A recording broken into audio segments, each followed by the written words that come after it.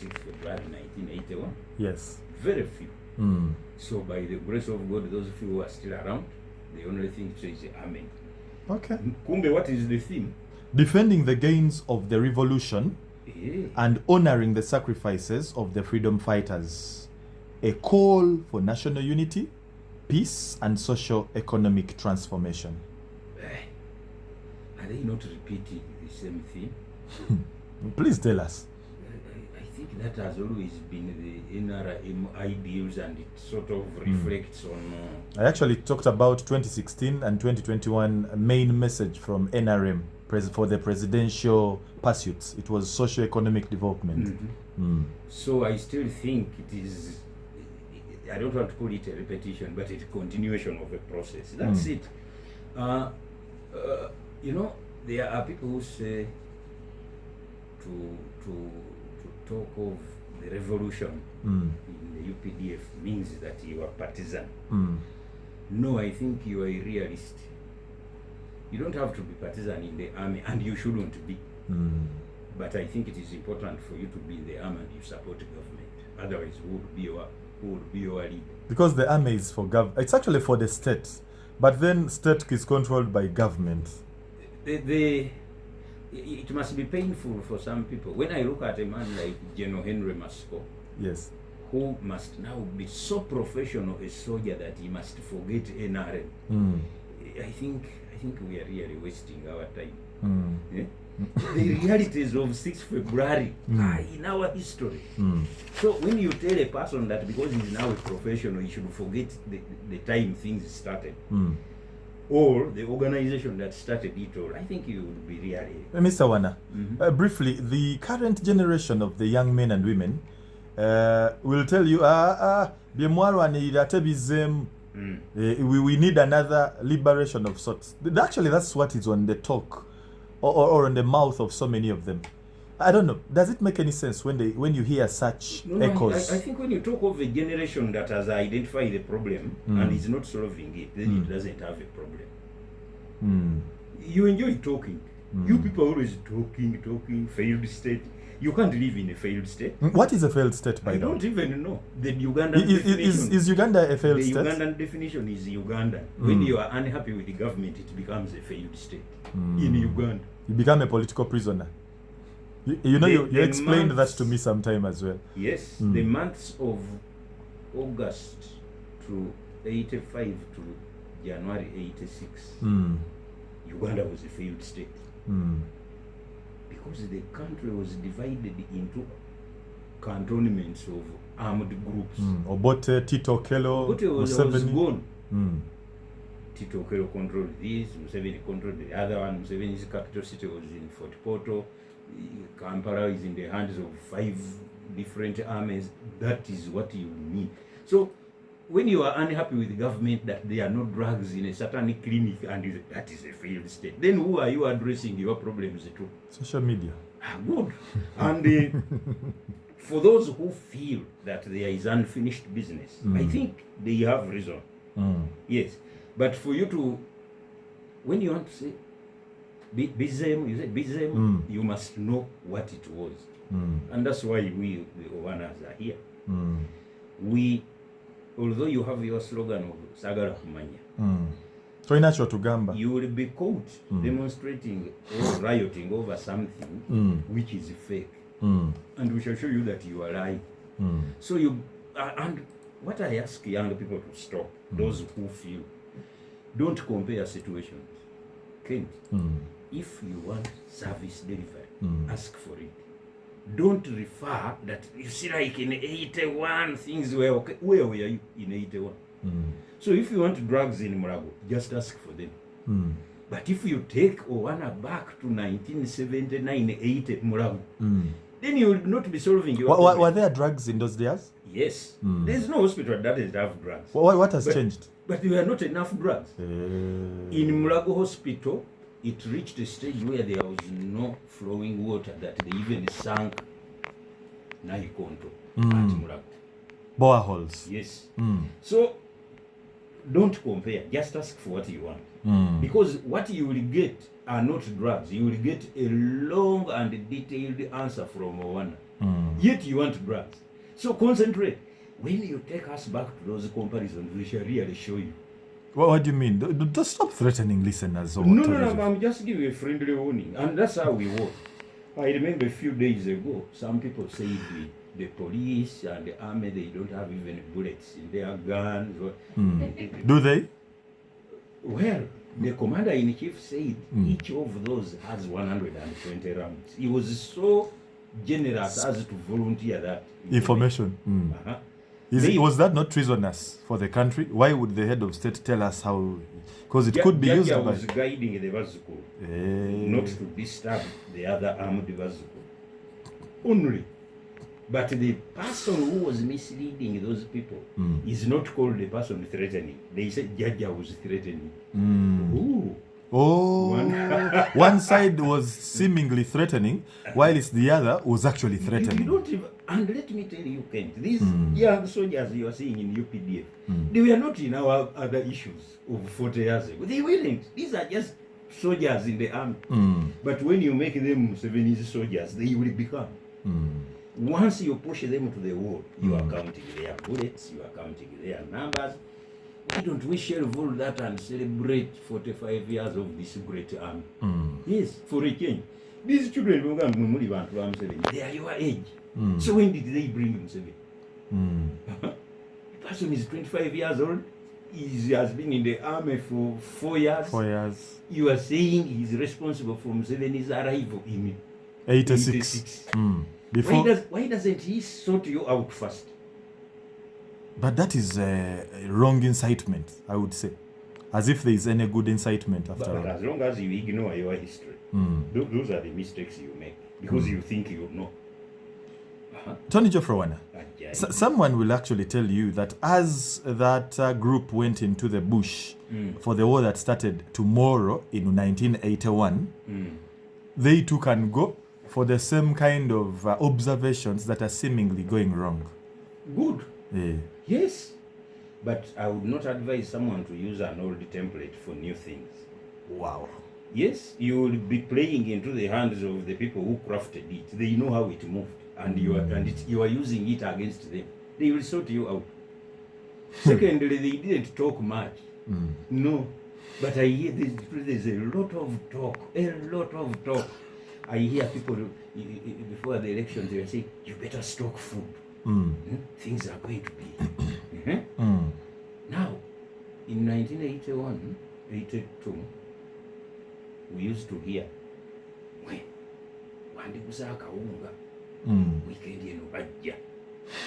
now that is a rebel group that is coming to liberate. Every small muzigo that was found with a sack of charcoal, a bag of beans, you must be associating with the rebels. Such people died. So that carelessness, lose talk. Don't endanger yourselves. The other young man who was saying that he's going to kill, and here he was charged with what? The one of TikTok. Yes. Now he's in prison. Computer misuse. Now he's in prison, and that's the least they can charge him. And incitement. Is he? So does he qualify as a prisoner of war? Because that's what we've always said. What war was rather, political prisoner. Sorry, political prisoner.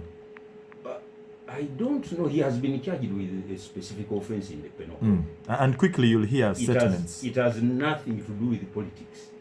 He was inciting others to kill people. If that is the politics he was playing, then let him hold himself responsible. Not even his leaders are using the same language. So what are you saying? Politics. Wow. So that day Tarehe Sita, where were you? Tarehe Sita occurred when I was at Caltech Academy. Oh, Bombo Road 111. In S5. One day Bombo Road. Yes, William Street. Yes. That's where Kololo High is now. Yes, Kololo High School. That's where. And I think Pride, is it Pride? No, there's a theater there. Pride Theater? Is it Bat Valley Theater. Bat Valley. Yes. And near there was Bilal Institute before it shifted. So he was in S5. Wow. And did you continue with school? Were you not interrupted? No. Kabamba so activities continued normally during the 5 years. Kabamba was very far away. In the same school, I was with a young man called Robert, a young man called Fred Zache, now Brigadier Fred Zache. In the same school, I was with Shaban Bantariza, the late. Now the late. In the same school, I was with Colonel Charles Kamia. In the same school, I was with Colonel Frank Banana. But we all studied. So school continued and you progressed well till 86. I want to presume 86 you are at the university. Or you were done already. Things didn't progress well. Uh-huh. Some colleagues began disappearing. And they went to the bush. There was the situation in Kampala was not like a war zone, but Kampala was dangerous. I was in Kampala. Briefly, let me make this communication. On 98.0 FM, we are switching to the newsroom, but for the few extra minutes we have with Tony Geoffrey Wana, for 100.0, we continue with him. So stay alert when the switch falls your way. 98.0 FM, Tony Geoffrey Wana. Kampala was a troubled place, but you can't say there was a war in Kampala. But it was very easy to get killed in Kampala because 6th February was followed by another operation on 9th February. Which is, or which was? In Kampala here, the rebel group called Uganda Freedom Movement attacked Luzira Barracks. UFM. Yes. And about 3 other police stations. And to hunt for them in Kampala kicked off rounding up people. So being in Kampala was tricky. Secondly, intelligence also infiltrated even the schools. And of course the people recruiting for the rebels were also in the schools. Caltech Academy produced quite a number of rebels. But what leads me to think the school was also under surveillance is when we were attacked by a unit of special force. They were looking for rebels at our school. Indeed, some of those people are now senior army officers or even now retired. So there was a reason. So you could see a person going missing from school for several days, then he reappears, then kumbe some people were already doing strange things, especially people who were close to, linked with the Uganda Freedom Movement. How did you survive becoming a rebel? Or perhaps you are one silent rebel? I think I was a coward. I got actively involved in those things, but I stayed here. Most of my time I stayed here. I and my late friend Tom Mugerwa, we tried to do a few spectacular things, but eventually we did not really maneuver into the bush. One foolish thing which we did, which nearly cost us our lives, I see you are looking at your clock, was when the special force of police was displaying a new uniform. So they marched into Kampala from Wandegea, and the army seems to have been unaware that there was such a demonstration. So the army mistook the special force for rebels attacking Kampala, and don't forget Wandegea is on the side of Ruwe. Yes. So the army fought with the police in Kampala. But now, during break time, we were coming from our break with late Tom Mugerwandi, and we had seen soldiers fighting with a strange uniform. So Tom tells me, "Abana bayingidde." So for us, our intention was now to look for which units people know us. We joined from there. But on close examination, these fellows were all very tall, very huge. I said, but are these ones ours? Now I remember, as we were thumping them in Chigal, this storm just pushed me and I fell down on the main road, and bullets hit the wall. That's when we realized that these are not ours. Wow. But we had stupidly thought that we were joining the war in its final stages in Kampala. Wow. It was very easy to get killed. Now, fast forward. There are many people who stayed here and who suddenly did strange things. If you ask veterans of UBC here, Radio Uganda, there was a person across the road there who was selling chapati. So Rolex was a kind of thing back then. Crested Tower. Now, on the day Yoweri Museveni came to talk on radio, it turned out that that person was a soldier. Wow. A rebel. Oh. So you had such people. So like 6 February 1981, 27 people, 40 people with 27 guns went to Kabanda. Not everybody went to that operation. Because you don't take your whole army to do a single operation. And briefly, as we probably pay tribute to General Tumwine, we understand the war started, but it was not meant to start that day. Because we understand something actually triggered him off, then he shot the first bullet, which could never be retrieved. And so, fire it was. No, I think that's not true. It's a wrong narrative. They went to Kabamba to attack Kabamba. Yes, so you can't say the war would not have started on that day. What are they going to do? But he shot the first bullet. He fired the first bullet. But you see, when you see, war is not like some textbook. Script. That you follow this, then you do a dry run, then you make what? Take two. There's no take two in these things. So it will follow a different dynamic. What happened is that Tumwine shot a person who would, in the plan, they didn't anticipate the reaction of that person. So he fired. Now, the firing alerted the rest that there was something going on. But it's not that they wouldn't have started. No, they had already planned to do it. I beg to be pardoned. Mr. Tony Your sins are forgiven. Michael is already here, and much as he's given us those 5 minutes, I wish to beg you to... Michael that we are in charge of this country. We can take over this studio for some time. Very much aware. How do you tell a presidential advisor on NRA archives that it is time up? But that shows you how things have changed. In those days, when a person related to security would come here, it would be either to announce a coup or to displace you and they do other things. But now it makes no news for whether General who walks here, no. It's no longer news. Yes. So when we are defending these gains, we are not talking about Museveni's gains.